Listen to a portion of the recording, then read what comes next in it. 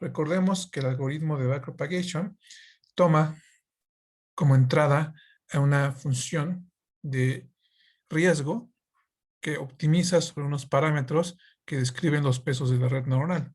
Así podemos ver que un algoritmo de aprendizaje en base al algoritmo de backpropagation inicializará aleatoriamente los parámetros, es decir, elegirá unos parámetros de forma aleatoria. Los pesos de la red inicializarán de forma aleatoria y después, en base en esto, entrenará los parámetros hasta llegar a optimizarlos de manera adecuada. En este caso, elegiremos un número dado de iteraciones, recorreremos los ejemplos, dependiendo del método que utilicemos de gradiente descendiente, y lo que haremos primero será avanzar, recorrer la red hacia adelante, obtener los valores de salida para cada red. En este caso pueden ser valores probabilísticos, valores de clasificación, etcétera.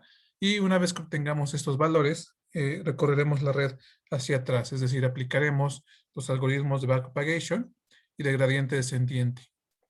En particular, sabemos que el algoritmo de backpropagation nos determina ciertas variables, una variable para la capa de salida y k variables para las capas ocultas.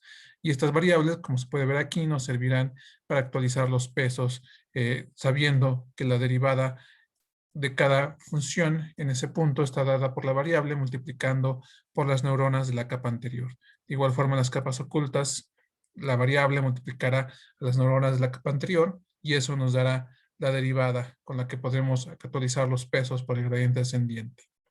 Así tendremos el algoritmo cuando alcanzamos las t iteraciones, el número de iteraciones que hemos definido, o bien cuando ya no se equivoque más la red. En este caso, lo que obtendremos será precisamente los pesos óptimos de la red, que están representados por los parámetros que optimizamos en el algoritmo de aprendizaje.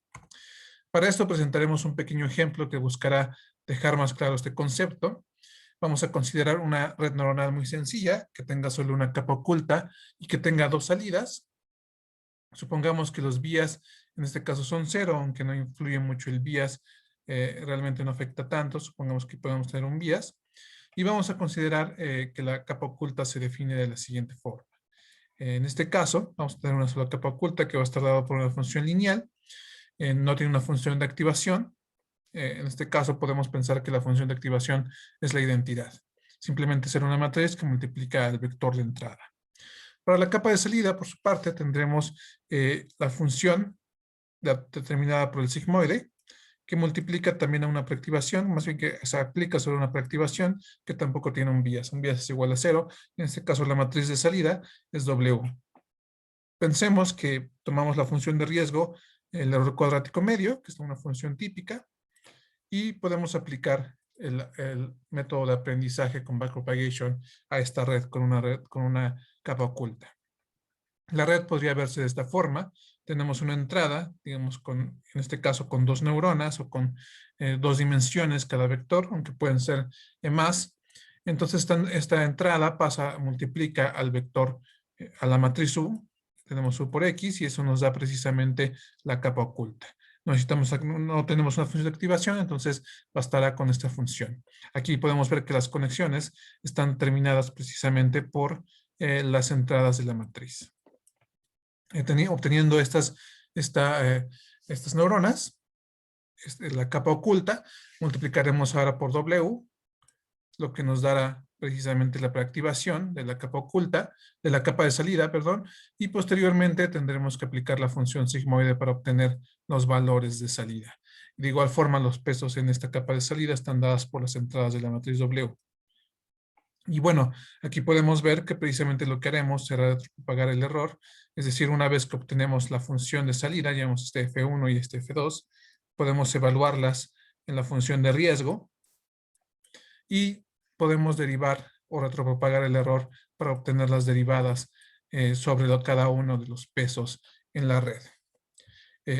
Aquí podemos ver que precisamente lo que iremos haciendo es acumulando estas derivadas o guardando los valores que nos servirán para las derivadas en las variables. Necesitamos dos variables, una para la capa de salida y una para la capa oculta, la única capa oculta que tenemos.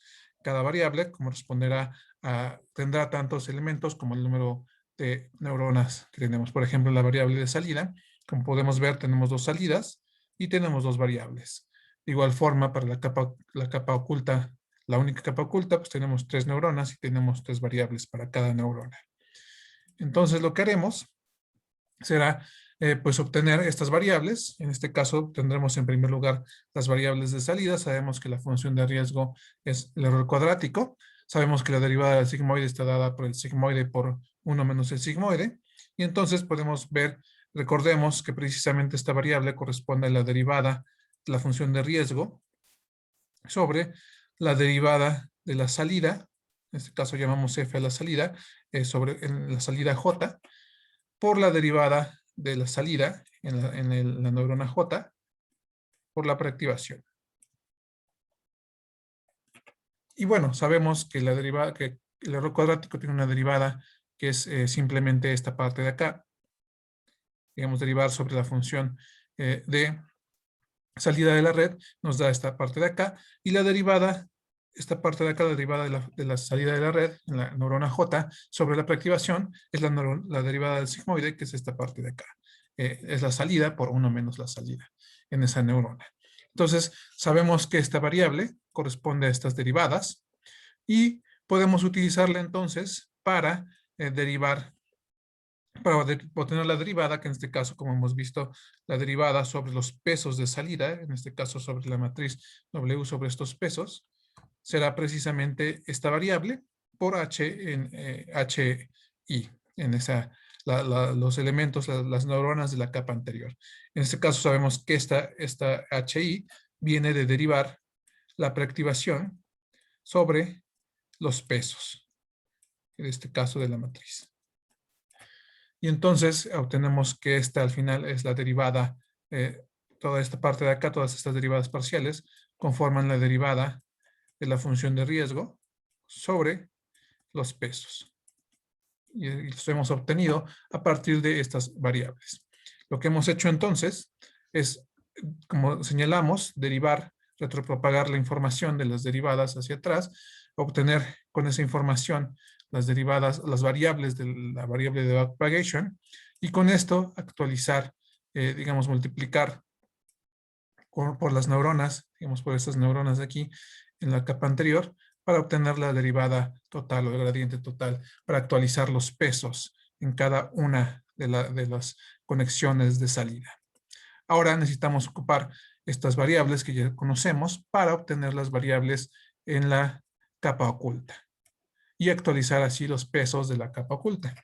En ese sentido, pues sabemos que los pesos en la capa oculta responden a este factor de acá, que es simplemente la suma de los pesos en la capa superior, en este caso en la capa de salida, por las variables de la capa superior, que también en este caso son la capa de salida. Aquí nos hace falta un término, que es la derivada de la función de activación sobre la preactivación en esta capa, vamos a llamar A1, la activación en la capa oculta.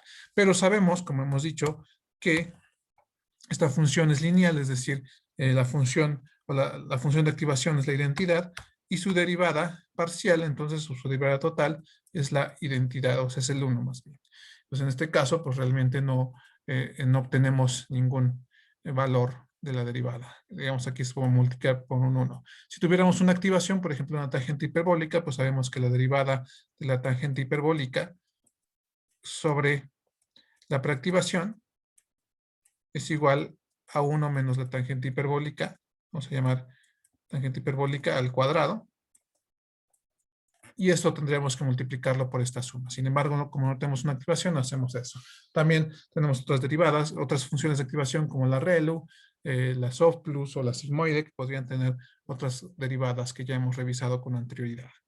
Entonces, a partir de esta variable, podemos actualizar estos elementos de acá. Y sabemos precisamente que este factor xi viene de la derivada parcial de la activación sobre los pesos, que en este caso es U y J. Entonces hemos obtenido las derivadas ocupando precisamente las variables de la capa superior. Es decir, si volvemos a la imagen, para obtener las actualizaciones sobre estos pesos con el gradiente descendiente que requieren de la derivada sobre estos pesos, hemos utilizado estas variables para calcular las variables de la capa oculta y después multiplicando por la capa anterior, por las normas de la capa anterior, que en este caso es la entrada, hemos obtenido la derivada para actualizar estos pesos. Y bueno, en este caso, como hemos llegado a la capa de entrada, es una red neuronal sencilla, hemos acabado con las actualizaciones. En este caso, lo que consistiría ya en un algoritmo de entrenamiento, de aprendizaje, pues sería repetir estos pasos por cuantos ejemplos tengamos, o baches, según lo definamos, y por el número de iteraciones que tengamos. Así actualizaremos los pesos en cada iteración y obtendremos o llegaremos a un óptimo conforme al algoritmo de gradiente descendiente. Bueno, ya para acabar con esta sección del backpropagation, simplemente hablaremos de cómo se retropaga el error cuando tenemos una regularización, en particular una regularización de Tikhonov o de YDK. En este caso, o también se le conoce como momento, ¿no? En este caso, como hemos visto más atrás, una regularización de este estilo lo que hace es evitar el sobreajuste tomando la función de riesgo original y sumándole un factor que es una función sobre los pesos que está ponderada por un valor, en este caso gamma.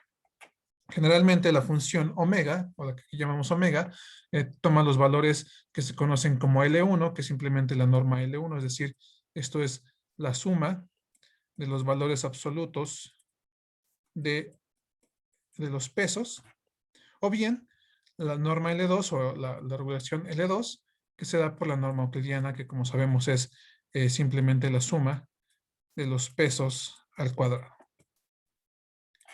En este sentido, pues lo que tenemos que hacer es derivar esta función, retropropagar la derivada de esta función. Y bueno, en este caso, como es una función sencilla, pensemos en que tenemos, por ejemplo, la entropía cruzada, aunque también aquí puede ser un error cuadrático o algún otro tipo de función como la distancia KL, pues tenemos que derivar además en la capa de salida sobre estos valores de aquí. Que simplemente, en este caso, pensemos en la L2, pues tenemos que obtener la derivada de la L2, que simplemente es, como decimos, la suma de los valores de los pesos al cuadrado. Y bueno, la derivada de este valor, aquí podemos pensarlo como la derivada parcial, la derivada de la función de la norma L2 o de la norma al cuadrado sobre cada uno de los pesos, pues es simplemente, es una derivada lineal. Bueno, es una derivada cuadrática, pero como la derivada es lineal, podemos derivar sobre la suma de estos factores y nos va a quedar esta función de acá, es decir, 2, que es precisamente el cuadrado, que al derivar nos da 2x o 2 teta. Y bueno, gamma es un factor, es una constante, entonces se queda como tal. Y bueno, esto multiplica al valor de los pesos. Entonces sabemos que la derivada de esta regularización es simplemente este factor, 2 por gamma a la teta. Y bueno, en el caso de la norma L1 o la norma 1, pues sabemos que esto es la suma de los valores los valores absolutos. Y sabemos que como esta función tiene una forma de B, pues por una parte tiene valores que van en -1 y +1, y bueno, solamente que no está definida en el valor 0. Entonces también tendríamos que obtener esa derivada fácilmente. Y bueno, para actualizar los pesos, pues simplemente tenemos que tomar precisamente actualizar los pesos implica actualizar con respecto a los valores anteriores, restando la derivada de la función, que en este caso es la función R', que está descrita con el factor de suma de regularización de Tikhonov, multiplicando por el rango de aprendizaje. Pero sabemos que precisamente este valor de acá considera una suma, es decir, es la función original, como podemos ver aquí, más la regularización. Entonces esto implica derivar, como la derivada es lineal, pues implica derivar sobre la función objetivo original, la función de riesgo original, y sobre la función de regularización, que en este caso es L2. Y bueno, esto nos da la derivada de la función original, de la función de riesgo original, y restándole o quitándole este factor, o considerando este factor que es simplemente la derivada de la función de L2 de regularización. Entonces, derivar cuando tenemos, o actualizar los pesos cuando tenemos una regularización de Tikhonov, o de momento, o de YTK, es bastante sencillo, puesto que las funciones de esta regularización son sencillas. Simplemente tenemos que considerar este factor, y obtener así las derivadas sobre las capas ocultas. Y bueno, con esto terminamos la sección de backpropagation. Aquí presentamos algunas referencias. Una primera referencia es este trabajo de Bernardo Baviari, Bergel, David Heckerman y los demás autores, que habla sobre los modelos generativos y discriminativos. También un muy buen artículo que habla sobre los algoritmos de gradiente descendiente basados en gradiente descendiente como Adam, Adagrad, RMSprop, etc. Es este artículo de Sebastian Ruder, An Overview of Gradient Descent Optimization Algorithms, que habla precisamente sobre estos métodos y profundiza en ellos. Finalmente, un libro que profundiza sobre la teoría estadística del aprendizaje es este de Vladimir Matlik, Statistical Knowledge Theory, que también es recomendable. Y con esto acabamos esta parte de backpropagation.